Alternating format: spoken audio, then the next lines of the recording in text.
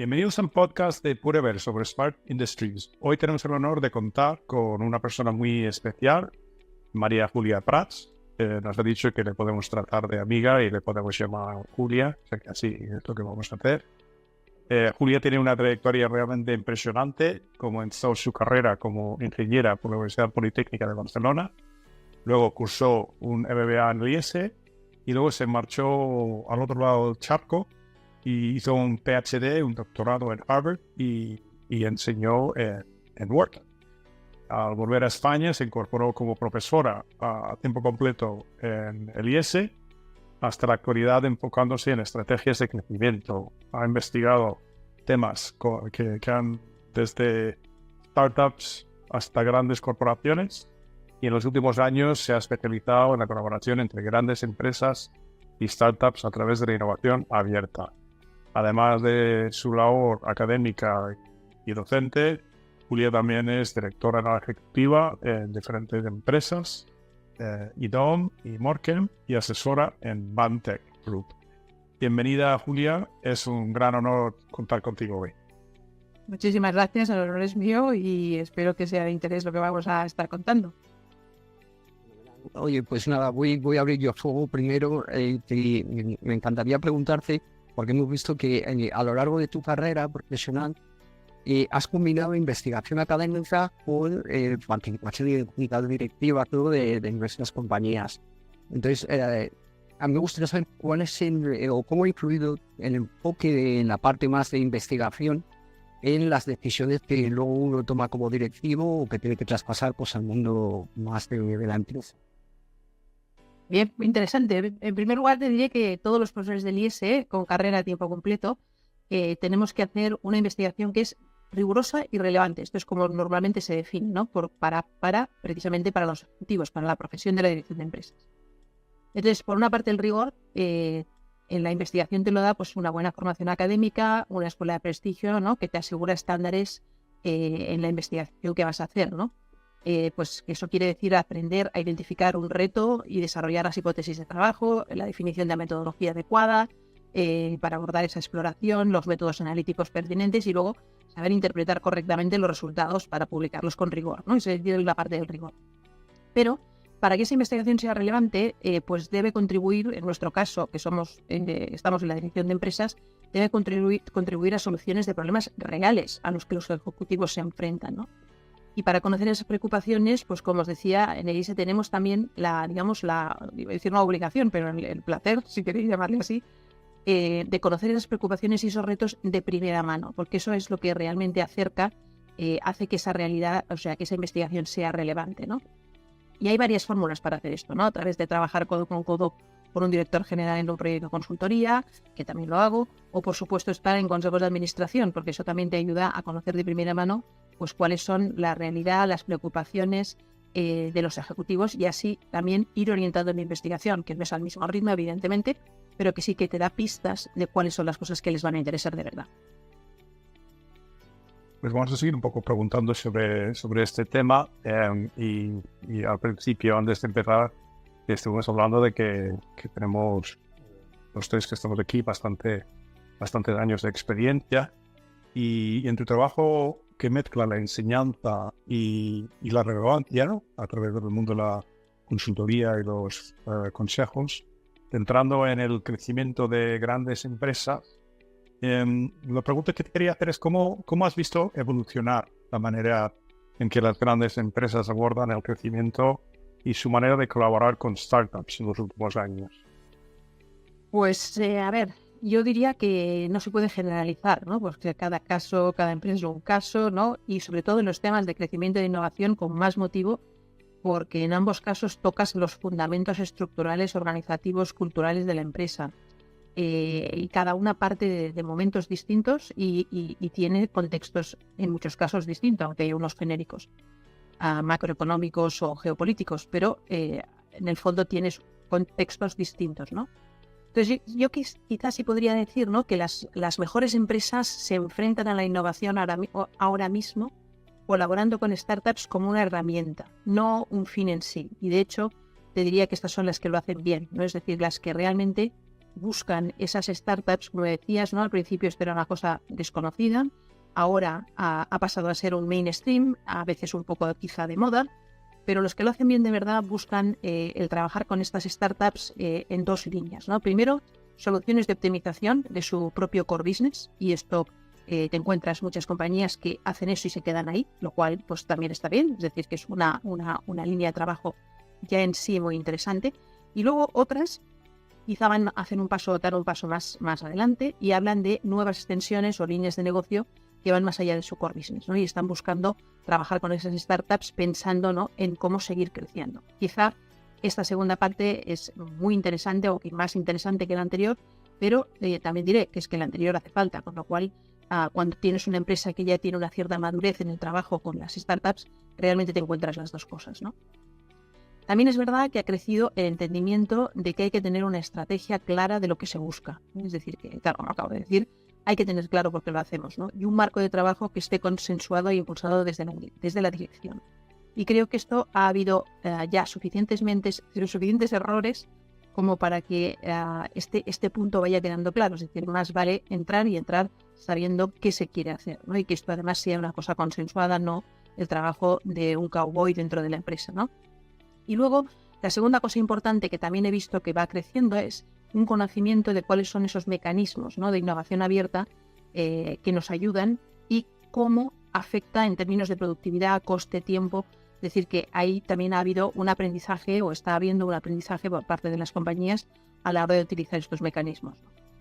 Pero yo os diría que lo más importante, que yo intento recordarlo una y otra vez, es que la innovación no es principalmente un problema de tecnología, sino un tema estructural, un tema organizacional. Es decir, que el problema que realmente tenemos es que para implementar innovación tenemos que entender la estructura de la compañía, tenemos que entender la organización, la cultura, el talento. Sin eso y sin saber qué palancas puedo utilizar para hacer esos cambios, vamos al fracaso, ¿no? Y eso es lo que estamos viendo en algunas empresas, ¿no? Es decir, que intentar poner el foco solo en la tecnología es ver un problema solamente por un canuto, ¿no? De hecho, el proceso de adaptación y cambio es donde muchas empresas sucumben, ¿no? Es el momento en el que muchas compañías no han sido capaces de implementar esas soluciones innovadoras. A mí, ahora cuando te estaba escuchando, recordaba un libro que se leyó recientemente que se llama De 0 a 1, de Peter Thiel, y me sorprendía porque hay algunos conceptos que a mí me han roto un poquito los esquemas. Uno de ellos es que el hablar de no necesariamente tienes que estar en un entorno competitivo para ser creativo, sino podrías estar perfectamente en un entorno no competitivo en donde tú tengas ingresado prácticamente absoluto para ti y ser muy competitivo. Y ponía ejemplos como Google, donde son realmente competitivos sin necesidad de competidores en su buscador, por ejemplo. Pues a mí eso me llama mucho la atención porque, claro, me ha cambiado mucho los sistemas. Y dentro de este digamos, cambio de paradigma, a mí me llama la atención también el hecho de decir, bueno, pero entonces la mortandad de todas estas startups o estas Smart Industries o dentro del mundo de las Smart Industries, ¿no? ¿Cuál es el factor o qué es lo que se puede ofrecer a estas empresas para mantenerse competitivas en un mundo global? A lo mejor no hace falta ser competitivo, simplemente tienes que encontrar tu propia cultura, tu propio ADN, no sé. ¿Qué opinas desde tu perspectiva? ¿Cuáles son esas oportunidades que puede encontrar una empresa? A ver, yo te diría que evidentemente vamos a dividir, vamos a lo que decías de Google, por ejemplo, ¿no? Es decir, que a la mayoría de las empresas del mundo no les pagan por innovar. Es decir, a los directivos no les pagan por innovar. Esto es para empezar. Es decir, que la innovación es un instrumento para tener un crecimiento rentable. Entonces, si vamos a pensar, lo que las empresas necesitan es crecimiento rentable. Si ese crecimiento rentable se puede realizar sin necesidad de grandes innovaciones, la compañía va a hacer eso. Es decir, que es mucho más, digamos, vamos a llamarle óptimo, seguir mejorando desde el punto de vista incremental y por supuesto ir mejorando lo que están haciendo. Eso tiene un límite y depende de la industria en la que estés, no vale. Porque en cuanto, porque si no vas a ir por delante, simplemente estarás siempre de segundo, pero hay decisiones. Pero a mí lo que me parece muy interesante es lo que has dicho del talento. Es decir, el talento evidentemente que no necesita competir para sacar cosas creativas y sacar innovación. Es decir, que el tipo de talento que atraes también afecta directamente a lo que va a salir de ahí, ¿no? Es decir, que pues Google atrae un tipo de talento muy concreto que no necesita saber que tiene competencia. Lo que quieren es sacar la siguiente generación de productos que estarán por delante de todo el mercado. Me encantaría poder tener ese talento en todas partes. No es el caso, es decir, que muchas veces no es así. Lo que sí que necesito es gente que esté pensando en crecimientos rentables ahora, en 3 años, en 5 años, en 10 años. Y ahí es donde entra la innovación. Porque para tener innovaciones dentro de 5 tengo que empezar a trabajar hoy, en muchos casos. Algunas innovaciones no, porque van a ser pequeñas, pero este sería el marco, ¿no? Yo pensaba, ¿en qué cosas vamos a ver o podemos pensar, ¿no? Cómo estas Smart Industries nos ayudan a mantener este entorno competitivo que estamos diciendo, ¿no? Pues para las compañías, voy a decir, más normales, ¿no? Pues si tomamos el concepto, por ejemplo, de Industria 4.0, ¿no? Como una manera de producir mediante la adopción de estas tecnologías, pues claro, ya nos damos cuenta, ¿no? De que tenemos un montón de áreas, ¿no? Donde podemos estar trabajando con esto, ¿no? Es decir, que desde la mera toma de decisiones estratégicas, pues porque procesamos datos para problemas complejos que hasta ahora no éramos capaces, por ejemplo, y se me ocurre algún ejemplo, ¿no? Decisiones sobre la cadena de suministro de una multinacional del centro de deporte que incorpora modelos de predicción del tiempo. Esto ya existe, ya lo tenemos encima de la mesa, ¿no? Y están tomando decisiones estratégicas gracias a haber implementado este tipo de modelos, ¿no? Bueno, pues esto ya vemos, ¿no? Que ahí tenemos un área muy importante. Hasta cosas como, por ejemplo, la personalización de la oferta en términos de producto, como por ejemplo nos está permitiendo la impresión 3D en el mundo médico, ¿no? O en términos de cómo hacemos llegar el producto al cliente final, o empresas de marketing y ventas que están incorporando inteligencia artificial en todo el proceso de venta, ya no solamente de marketing, sino incluso de venta, ¿no? O ya si hablamos de procesos productivos o de entrada en nuevos segmentos, pues ya vemos, ¿no? Es decir, que tenemos todas esas tecnologías como llave de entrada para poder hacer cosas completamente nuevas, ¿no? De hecho, conocéis seguramente la publicación que hizo la Harvard Business Review en el año 2019, donde nos ponía 20 compañías que se están transformando y nos contaba de cada una porcentaje de ventas, ¿no? Había un gráfico muy bonito con porcentaje de ventas de productos que hacía 3 años no tenían, ¿no? Y por ejemplo, pues el caso de Schneider Electric sería muy claro con toda su área de IoT, que hacía unos años no existía y que en aquel momento, en el 2019, cuando publican el artículo, pues era el 22% de sus ventas totales, ¿no? Claro, uno dice, hombre, esto es impresionante, ¿no? Y es precisamente esas tecnologías las que les están permitiendo entrar en mercados donde antes no estaban, ¿no? Has mencionado ahí, entre muchas tecnologías nuevas que están cambiando la manera de trabajar, la inteligencia artificial. Cuéntanos un poquito más sobre cómo está afectando la inteligencia artificial el mundo de la automatización, cómo está transformando las operaciones dentro de las industrias tradicionales, no tanto de las smart industries. Pues no sé, yo la verdad es que, pues a ver, no sé, podríamos pensar en algún sector tradicional.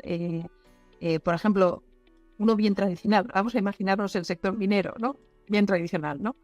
Pues la revolución que está ocurriendo ahí es increíble, increíble. Estaba en Lima hace una semana y trabajando con el hub minero, y desde la exploración a los vehículos autónomos y equipos robóticos, el mantenimiento predictivo, las operaciones remotas para el bienestar de los trabajadores, la trazabilidad de la cadena de valor, la gestión de residuos, la eficiencia híbrida y energética o todo el tema medioambiental, en la reducción de ese impacto, ¿no?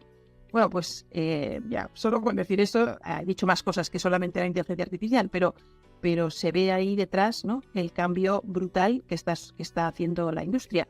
Y es interesante porque esta industria, hablando antes de competencia, evidentemente que hay competencia, pero también es cierto que bueno, hay una competencia fuerte, pero también es verdad que cada uno tiene sus áreas, ¿no? Es decir, pero que a lo que se están enfrentando es enorme, ¿no? Y de hecho están en todos estos temas, cada uno, evidentemente, cada empresa en distintos niveles, ¿no?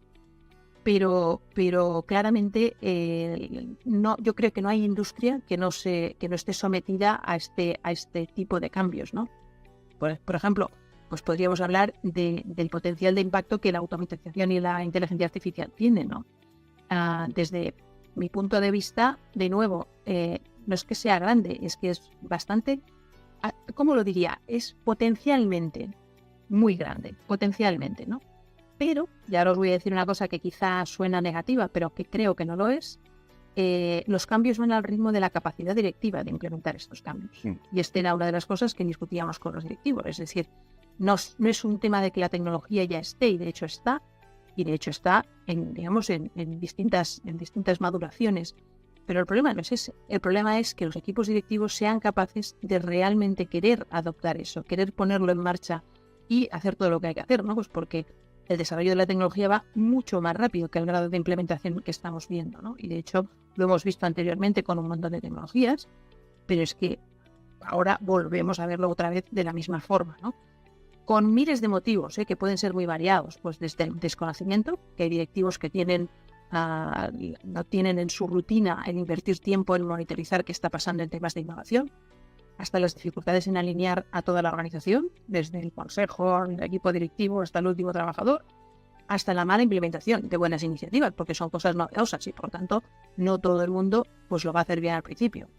Es decir, que yo diría que el potencial es grande, pero mi cuello de botella claramente son los equipos directivos.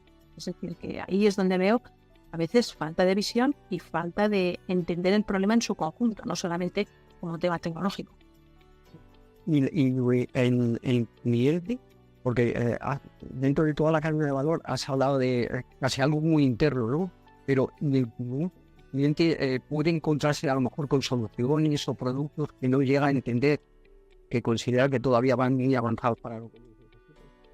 Desde luego, es decir, que el cliente también entra en el radar. Pero yo diría que, a ver, la pedagogía de nuevas soluciones, o mejor dicho, la necesidad de nuevas soluciones está ahí. Es decir, si tú a una compañía, hablando de una compañía minera, si tú a una compañía minera le dices que puede instalar un sistema de, por ejemplo, de mantenimiento predictivo que le va a suponer unos ahorros y que, o sea, esto es interno, es verdad, tienes razón, pero que le va a suponer un ahorro para el precio del cliente al final, esto lo entienden rápido. Es decir, que otra cosa es que quizá pienses en nuevos servicios, en nuevos productos. Bueno, pues habrá que hacer como toda cosa que aparece por primera vez, ¿no? Pues habrá que hacer su pedagogía, ¿eh? Pero yo veo más problemas internos que externos. Al menos en las grandes compañías. Otra cosa distinta es cuando hablamos de una startup que aparece con una cosa nueva y necesita que el cliente le compre, ¿no? Y necesita que sin eso, pues evidentemente tiene que aguantar mucho tiempo con dinero, ¿no? Pero cuando hablamos de grandes compañías, el problema más grave que yo veo es el interno, más que el externo. Realmente muy, muy interesante. O sea, al final da la impresión de que parece que el driver al final es el dinero, evidentemente, y sin ese objetivo sí difícil que las compañías puedan invertir en desarrollo o en más. Bueno, más que el dinero, las dificultades que tenemos de cambio interno. Es decir, al final hay que invertir en formación, hay que invertir en nuevos talentos, hay que buscar talento distinto que no tenemos internamente. Es decir, hay un trabajo directivo muy importante y que en algunos casos no se hace. Y luego hay otro tema que a mí me gusta mucho porque hoy día, si no pones la palabra sostenibilidad, antes era eficiencia, ¿no? Y ahora es sostenibilidad. Entonces, parece que tienes que tener esa palabra como un totum, ¿no? Y a mí lo que me gustaría entender o saber cuál es tu opinión acerca de, y si hay una dicotomía entre lo que es la empresa internacional y lo que es la empresa española, acerca de la importancia que se da a las tecnologías para alcanzar esa sostenibilidad o esa eficiencia. Yo recuerdo que hasta hace muy poco todo el mundo se basaba en la eficiencia, especialmente en los sectores a los que hubo eficiencia energética u organizacional, ¿no? Y ahora todo el mundo va hacia la sostenibilidad. ¿Dónde queda el equilibrio si es que lo hay? A lo mejor hay que optar por una de ellas. No sé, ¿cuál es tu opinión? A ver, yo diría que para una buena empresa hay que salir de esas dicotomías. hay que salir, porque son falsos problemas, Otra cosa distinta es que evidentemente para temas de sostenibilidad hace falta inversión, hace falta utilizar esas nuevas tecnologías, pero creo que cuando alguien se plantea dicotomías de este estilo hay que salir del problema y ver si realmente no nos estamos planteando algo que no es. ¿Por qué lo digo? Porque, a ver, la sostenibilidad puede ser una moda y ahora mismo lo parece, ¿no? Es decir, que lo escuchas, pero la realidad es que hoy en día tenemos tecnologías que nos van a permitir hacer cosas que no hacíamos antes. Por ejemplo, pues si hablamos de, pues de cualquier cosa de las que hablemos, pero pensemos, por ejemplo, en una tecnología como la nanotecnología. Pues la nanotecnología está permitiendo en estos momentos mejoras del procesamiento y recuperación de partículas de plástico o de mineral, hablando de la empresa minera, que sin este desarrollo tecnológico no las podríamos hacer ni eficientemente ni de ninguna manera. Dices, estas tecnologías incorporadas a tiempo nos llevan a eficiencias posteriores. Hace falta entrar ahí. ¿Por qué? Pues porque los que tengan este tipo de tecnologías bien desarrolladas internamente, las hayan aplicado, no solamente estarán hablando de una buena sostenibilidad, pues porque estamos siendo capaces de reciclar cosas que antes no éramos capaces, sino que es que además, a la larga, van a ser mucho más eficientes haciendo eso. Porque se les va a pedir, desde el cliente, a la larga van a pedir ese mismo nivel de calidad. Si ellos no lo han trabajado, estarán fuera de mercado mucho más rápidamente, ¿no? Por tanto, creo que hay que salirse de esa dicotomía, porque a veces la eficiencia es una visión de muy corto plazo. Es una visión, evidentemente que la compañía que funciona bien es porque es eficiente, pero no estamos a eficiencias del 100% siempre. Tenemos que pasar por periodos y además lo bueno de un gestor es que sea capaz de que esos periodos no coincidan todos en el tiempo y tener procesos dentro de la compañía, productos, líneas de negocio, donde la eficiencia es el nombre del juego y otras cosas donde tiene que haber un desarrollo donde sabes que no vas a ser eficiente hoy, pero te puede servir para que serlo mañana, ¿no? Es decir, que creo que esto ahí es donde tendríamos que pensar, ¿no? Por ejemplo, se me ocurría otro ejemplo, ¿no? Es ahora mismo pedimos trazabilidad, pedimos transparencia, ¿no? La trazabilidad es posible, sí. La pregunta es a qué coste. Si no utilizamos tecnologías pues como el blockchain o como cosas similares pues lógicamente lo vamos a hacer a unos costes que no van a ser posibles. Con lo cual, yo diría, no es tanto subirse al carro de la moda como pensar a largo plazo, ¿no? Es decir, ¿cómo vamos a, por ejemplo, reducir el impacto de consumo energético en los aviones si no tenemos, simulaciones reales y capacidad de supercomputación para poder hacer esas simulaciones? Fijaros que estoy nombrando tecnologías que están en la frontera, necesariamente no pueden ser temas eficientes. Ahora, son la base para la eficiencia de los próximos 2-3 años, ¿no? O sea que creo que esa dicotomía hay que decalarla en el tiempo y ver que una cosa y la otra son posibles. Lo que pasa que, pero hay que saber gestionarlo, ¿no?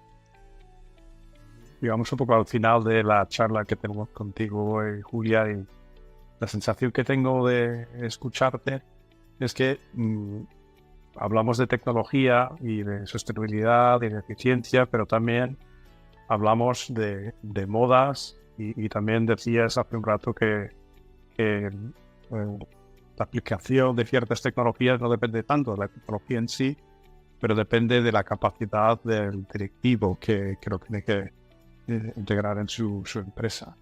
La última pregunta que te quería hacer también tiene que ver con un poco el factor humano, tiene que ver con la colaboración entre culturas muy diferentes, entre grandes corporaciones y las startups, que las conoces muy bien.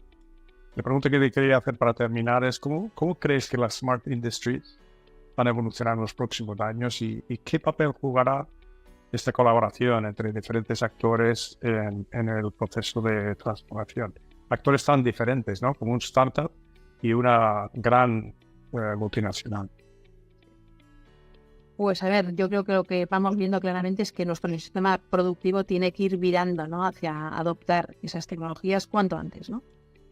Y que para ser más eficiente operativamente es responsabilidad directiva, como os decía, ¿no? Porque los recursos utilizados no son infinitos y porque a medida que tenemos tecnologías que lo permiten, pues el primero que sepa y aprenda, pues evidentemente tendrá esa mejora en los procesos que van a permitir mejorar la calidad del trabajo, la capacidad de los trabajadores y, por tanto, la capacidad de atraer al mejor talento para seguir en esa línea, ¿no? si a eso le añadimos pues todas las consideraciones éticas que hemos hablado, pues desde el tema de sostenibilidad hasta hacia otros temas de ciberseguridad que preocupan un montón, pues yo os diría que, no sé, a mí se me ocurren como 3 palabras, ¿no?, a la hora de pensar en esta colaboración. La palabra primera es colaboración, ahora la explicito un poco más. La segunda es integración tecnológica. Creo que vamos a pasar ahora un periodo donde vamos a ir viendo todo esto. Y por último, estándares, ¿no? Y ahora os digo un poco cada cosa, ¿no? Entonces, como decías, ¿no?, colaboración, efectivamente, gobierno, grandes empresas, startups, centros de conocimiento. Es decir, que estamos hablando de una colaboración compleja que hay que aprender, ¿no? Es decir, que cada una de estas diadas tiene su complejidad, ya no digo nada si están varios, ¿no?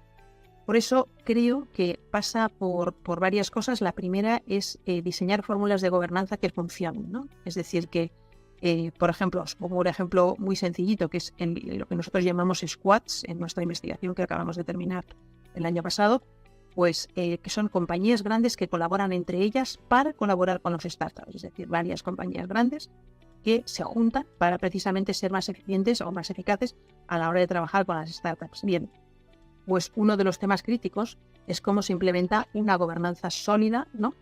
Quién actúa como árbitro, cómo se negocian los temas de IP, cuáles son las aportaciones dinerarias. Es decir, tenemos un montón de temas que tienen que ver con la gobernanza y no solamente la gestión del squad o la colaboración con la startup, sino precisamente cómo nos vamos a entender para todo esto. Bien, pues los ejecutivos tienen que estar dispuestos a entender esto. Y de hecho, cuando hablamos con los que lo están haciendo, te dicen que este tema de cómo gobernar esa colaboración es el 50% de sus preocupaciones. Lo cual me viene a decir que no, y además no solo en el diseño, sino en el seguimiento posterior, ¿no? Por tanto, cuando hablamos de colaboración, pues muchas veces hablamos, ¿no?, del buen espíritu de colaborar, bueno, pues la buena intención, el querer, pero al final hay que poner una gobernanza detrás, ¿no? Y creo que esto es un tema muy importante. Y luego, en esa colaboración está el conocimiento, ¿no?, de los tiempos y de los ritmos de los agentes, ¿no? Es decir, que una de las cosas que uno ve enseguida es que un gobierno, una empresa y una startup no tienen los mismos tiempos ni tienen los mismos...